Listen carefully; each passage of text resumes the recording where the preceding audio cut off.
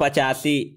महोदया, मैं जानना चाहूंगा कि इस प्रोग्राम एडवाइजरी कमेटी के कौन सदस्य हैं? इसमें गैर सरकारी सदस्य हैं या सब सरकारी सदस्य ही हैं? किस तरह की उन्होंने सलाह दी? मैं चाहता हूं कि मैं जनता की भावनाएं सरकार तक पहुंचा दूं कि लोगों में यह धारणा है कि नेताजी सुभाष चंद्र बोस के साथ, उनकी स्मृति के साथ हमने न्याय नहीं किया है। अभी तक दिल्ली में उनकी कोई प्रस्तर प्रतिमा नहीं है। हम सेंट्रल हॉल में भी उनका कोई चित्र नहीं लगा सके। हम भारत की राजधानी में लाल किले में उनके लिए कोई स्मारक खड़ा नहीं कर सके। क्या इसका कारण यह है कि नेताजी सुभाष चंद्र बोस अपने जीवन के अंतिम दिनों में कांग्रेस से अलग हो गए थे?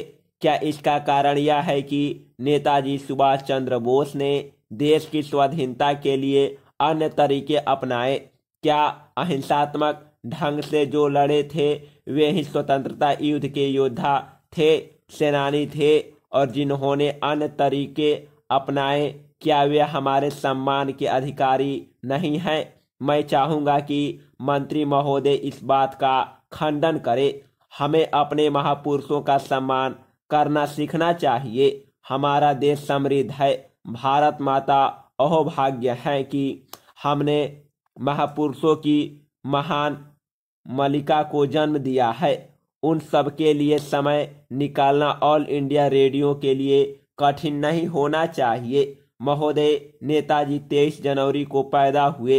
क्या ऑल इंडिया रेडियो के लिए यह कठिन है कि 23 जनवरी को नेताजी की स्मृति में एक अच्छा कार्यक्रम रख सके, एक उच्च कोटि की वार्ता का आयोजन करे, उनके स्मरण सुनाए, उनकी बहादुरी की स्मृति जागृत करे?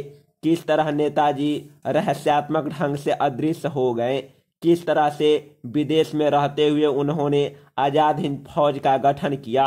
किस तरह से नेताजी स्वाधीनता लाए?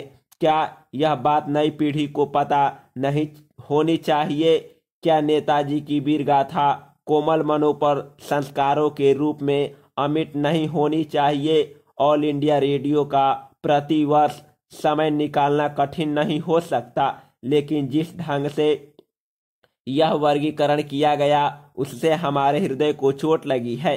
भले ही सूचना मंत्री महोदय उस वर्गीकरण में शामिल न हो, लेकिन उन्हें अवसर मिला है कि वह कमेटी द्वारा की गई सलाह को रद्दी की टोकरी में फेंक दे, सदन और देश की भावनाओं का सम्मान करे।